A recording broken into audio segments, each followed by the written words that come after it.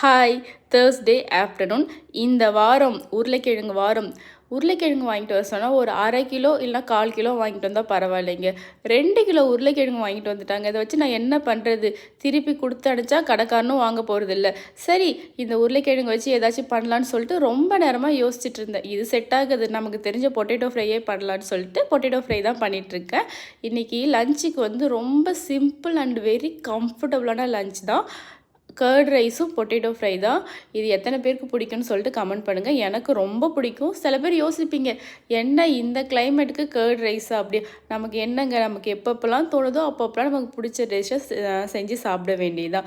அதுக்கப்புறம் ஈவினிங் கொஞ்சம் வாக்கிங் போனேன். வாக்கிங் போயிட்டு கொஞ்சம் சூப் குடிச்சிட்டு, இந்த கொத்தமல்லி பார்த்திங்கன்னா நான் பாக்ஸில் தான் ஸ்டோர் பண்ணி வைப்பேன். ஆனால் யூடியூப்பில் வீடியோவில் பார்த்தேன், இந்த மாதிரி தண்ணியில் ஸ்டோர் பண்ணாங்க. நானும் ட்ரை பண்ணேன். ஒரு 1 வீக் வந்துச்சு. நீங்களும் வேணால் ட்ரை பண்ணி பாருங்கள். Thank you for watching.